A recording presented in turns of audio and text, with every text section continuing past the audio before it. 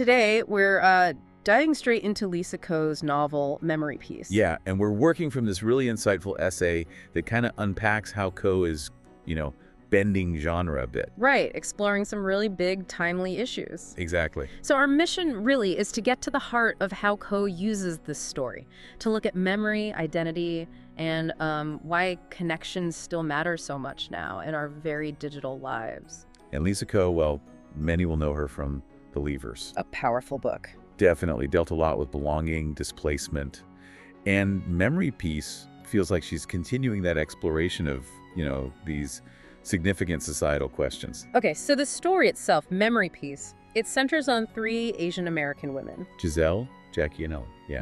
Growing up in 1980s New York.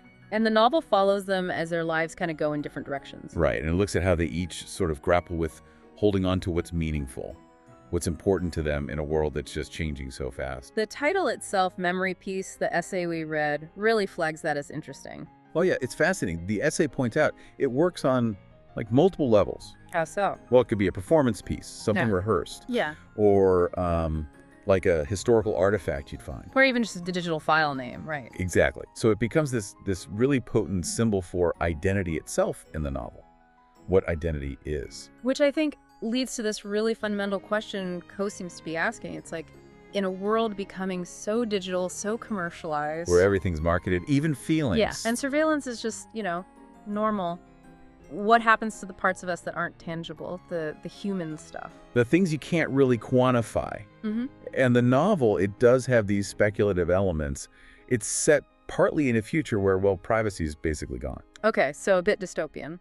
Sort of. But what's interesting, and the essay highlights this, is that these aren't presented as wild sci-fi tropes. They feel like logical next steps from where we are now. Right, extensions of current trends. Exactly. But it's not all doom and gloom, is it? The essay suggests Ko really emphasizes connection. Yes, connection is a form of resilience. And art, too. Art has this, quiet act of defiance against apathy, maybe. So the characters aren't just victims of this future, they're pushing back in their own ways. Absolutely.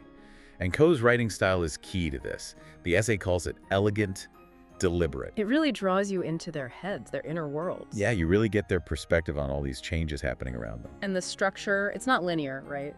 Jumps around in time. No, not at all. Across different decades. And it feels like memory itself, Fragmented, associative. Not just A, then B, then C. Exactly.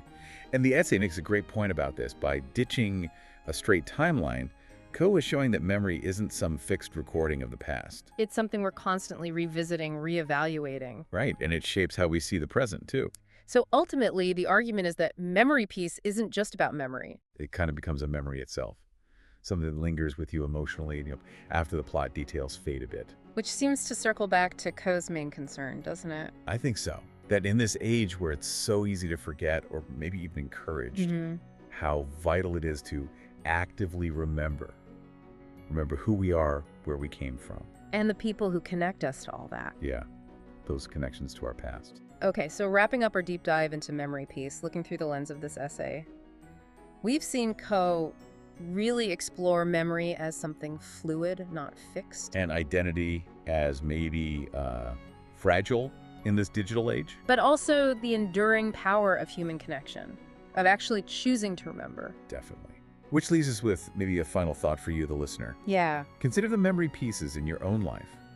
In a world that's always pushing for the new, the next thing. What are those intangible things, those connections or moments that you find yourself actively trying to hold on to?